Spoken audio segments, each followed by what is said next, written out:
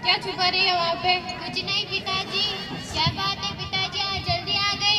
तुम्हारी तरह अलग कर थोड़ी हूँ जो देर से आऊंगा। ये बता कि खाने में क्या बना है? दाल चावल बनाया है पिताजी। रोज रोज दाल चावल और कुछ नया बनाना कब सीखेगी? पिताजी मुझे खाना बनाना अच्छा नहीं लगता। ज्यादा हीरोइन ना बन और घर के काम काज सारे अच्छे से सीख ले। तुम्हारे लिए लड़का देखने गया था आज। पहले अपनी बेटी को तो देख लो, अभी तक तो मेरी उम्र ही क्या है। और कितनी उम्र चाहिए तेरे को? मेरे से तो ज्यादा तू बकवास कर लेती है। पिताजी मैं पढ़ लिख कर कुछ करना चाहती हूँ, अपने पैरों पर खड़ा होना चाहती हूँ। तेरे पैर यही तोड़ देने मैंने। और सुन, ये जुबान तो यहाँ निकाल रही है ना, वो ससुराल में मत निकाल देना, नहीं तो वो तुझे जिंदा जला देंगे। ताने सुना सुना के तो माँ को ही मार दिया, और किस किस को मारोगे? मेरे से जुबान चलाएगी तू? मेरे से जुबान चलाएगी? और सुन, जिस घर में तेरी माँ की एक ना चली, वहाँ तेरी कहाँ से चलेगी? एहसान मान की अब तक जिंदा है तू, नहीं तो बचपन में गले दबा के मार दिया होता ना तो आज ये दिन ना देखना पड़ता। अरे भगवान से एक बेटा मांगा था और क्या दे दिया? बेटे घर का दीपक होते हैं। बेटे भले ही घर में दीपक होता है, पर बेटियां भी रोशनी कम ना देती। ये किताबों के कीड़े ना तेरे दिमाग पे कुछ ज्यादा ही चढ़ रहा है। और सुन, ये किताबें डिग्रियां ना, ये सब लड़कों के हाथ में अच्छी लगती है, लड़कियों के हाथ में सिर्फ मेहंदी अच्छी लगती है।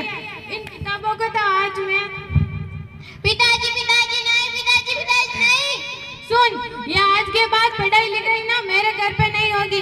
अब जो करना है ससुराल में जाके करना, मेरे घर पे पढ़ाई नहीं होगी। पिताजी मैं पढ़ लिख कर कुछ करना चाहती हूँ। पिताजी मैं कहाँ जाऊंगी, क्या करूंगी पिताजी?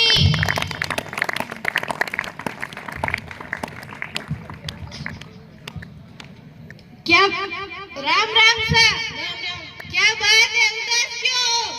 अरे क्या बताओ यार, बेटी को 12वीं तक पढ़ा दिया, अब वो आगे पढ़ने की जिद कर रही है। अब मुझे समझ में नहीं आ रहा कि क्या करूं। तो क्या हुआ, पढ़ाओ ना उसे।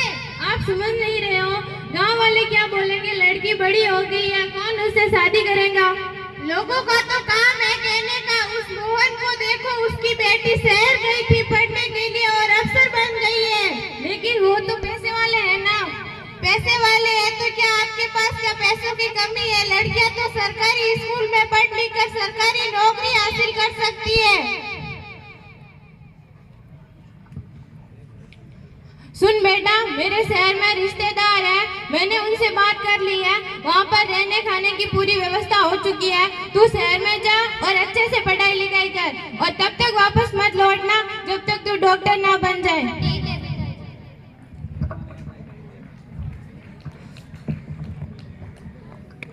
कुछ सालों बाद जब बेटी शहर से लौटती है, जब